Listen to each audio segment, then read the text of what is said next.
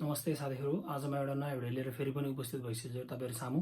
आज हामी यस भिडियोमा रहेर तपाईको भाषा सम्बन्धीका समस्याहरू कसरी समाधान गर्न सकिन्छ भनेर मैले एउटा भिडियो बनाएको छु।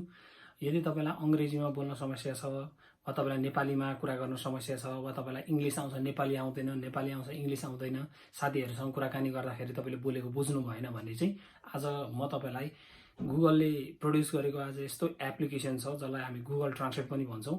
यसको बारेमा जानकारी म तपाईलाई ए टु जेड जानकारी दिनेछु। भिडियोलाई अन्तिमसम्म हेर्नु होला।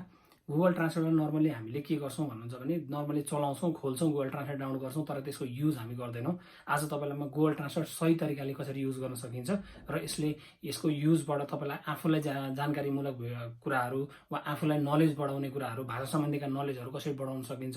किन नेपालबाट धेरै जना मान्छे भाषाहरू पढिरहनु भएको हुन्छ, त्यसलाई चाहिँ सही तरिकाले तपाईको मेसेन्जर व्हाट्सएपमा कसरी कुरा गर्न सकिन्छ भन्ने कुरा तपाईलाई यस भिडियो मार्फतबाट देखाउने छु। आउनुहोस् भिडियोलाई सुरु गरौँ। भिडियोलाई अन्तिमसम्म हेर्दिनु होला है त।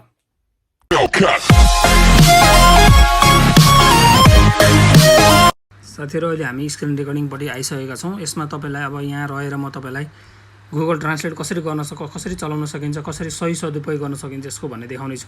यदि तपाईले गुगल ट्रान्सलेट डाउनलोड गर्नु भएको छैन भने एप स्टोरबाट आजै डाउनलोड गर्नुस्। मेरो चाहिँ अलरेडी डाउनलोड भइसकेको भएर म यसलाई सुरुमा ओपन गर्छु। यो ओपन गरिसकेपछि यस्तो खालको इन्टरफेस खुल्छ। यहाँ हामीले के गर्न सक्छौं, के छ यसमा भन्ने कुरा म तपाईलाई देखाउने छु।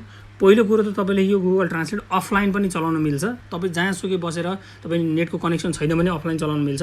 त्यसको लागि के गर्नुपर्ने हुन्छ भन्दा माथि यहाँ मेरो फोटो देख्नुहुन्छ राइट ह्यान्ड साइडमा, यो फोटोमा क्लिक गर्नुस्। यहाँ देख्न सक्नुहुन्छ डाउनलोड ल्याङ्ग्वेजेस भनेर छ, यसमा क्लिक गरौँ। यहाँ मैले चाहिने मलाई अलि आवश्यक पर्छ कि जस्तो खालको ल्याङ्ग्वेज चाहिँ मैले अलरेडी डाउनलोड गरेर राखेको छु।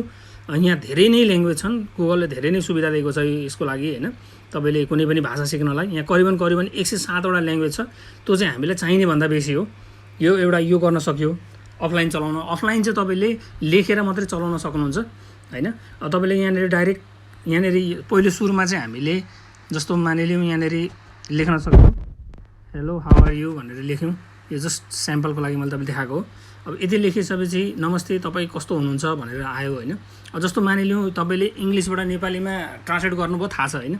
यदि थाहा छैन यो भने तपाईले कसै अर्को ल्याङ्ग्वेज जस्तो फ्रेन्च ल्याङ्ग्वेज तपाई सिक्दै हुनुहुन्छ, इंग्लिश टु फ्रेन्च वा नेपाली टु फ्रेन्च सिक्दै हुनुहुन्छ भने अब तपाईले त नेपाली त बुझ्नुहुन्छ, फ्रेन्चमा ट्रान्सलेट गरेर त बुझ्नुहुन्न भने चाहिँ यहाँ यता लेफ्ट ह्यान्ड साइडमा देख्न सक्नुहुन्छ।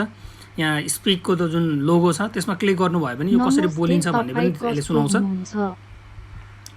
नमस्ते तपाईको। अब यसलाई तपाईले कसैलाई पठाउन चाहनुहुन्छ भने पनि यहाँनेर तपाई यो बक्सा देख्दै हुनुहुन्छ, यता साइडमा यसमा क्लिक गर्नुभयो भने कपी टेक्स्ट हुन्छ र यसलाई कहीँ गएर पेस्ट गर्न सक्नुभयो हैन। एउटा यो भयो। अर्को के गर्न सकिन्छ भन्दा अब यो इंग्लिश टु नेपाली मात्रै हैन, तपाईले जुनै ल्याङ्ग्वेजमा पनि यो पोर्चुगिजमा पनि तपाईले ट्रान्सलेट गर्न सक्नुभयो हैन।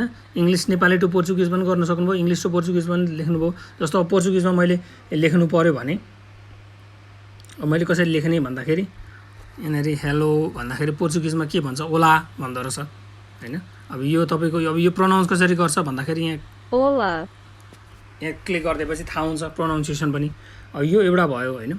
अब अर्को के गर्न सकिन्छ भने कन्भर्सेसन पनि गर्न सकिन्छ के हेलो हाउ आर यु जस्तो मैले बोलेर पनि गर्न सकेँ हैन। जस्तो हेलो हाउ आर यु लेख्दाखेरि यहाँनेर मुनि पोर्चुगिजमा ट्रान्सलेट गरिसकेको छ हैन। र यसलाई कपी पेस्ट पनि तपाईले यसलाई कपी पनि गर्न सक्नुहुन्छ।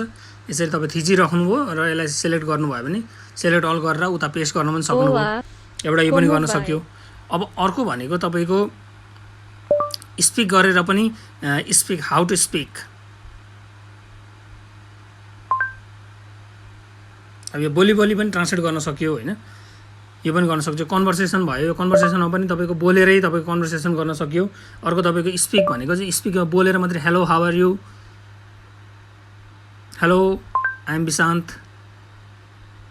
यसरी लेखेर पनि तपाईको गर्न सक्यो भने। अर्को पनि एउटा फिचर छ यहाँ जुन क्यामेराको देख्नुहुन्छ।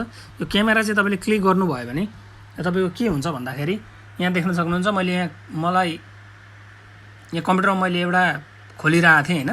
अब यो चाहिँ तपाईलाई ट्रान्सलेट गर्नु पर्यो भने यिनीहरूले यो चाहिँ उनीहरूको ल्याङ्ग्वेजमा ट्रान्सलेट गरिदिरहेछ के। अब यो चाहिँ मलाई नेपालीमा ल्याउनु पर्यो हैन। नेपाली अब यो त पोर्चुगिज त म पनि बुझ्दिनँ, मलाई नेपालीमा चाहियो भने इंग्लिश टु नेपालीमा चाहियो भने मैले यसरी पनि पढ्न सकेँ हैन। वा कुनै पनि मैले जस्तो मैले यहाँ नोभेल पढिरहेको छु, यो नोभेल पढ्दा मैले कुनै वर्ड बुझिनँ मानिलिनु त्यो पनि हुनसक्छ भने मैले तपाईलाई यो पेजै मैले ट्रान्सलेट गरेर पनि यसरी पेजै ट्रान्सलेट गरेर पनि यसलाई फोटो खिचेर मैले पढ्न सकेँ। यसलाई जुम पनि गर्न सकिन्छ, जुम गरेर मजाले पढ्न पनि सकियो।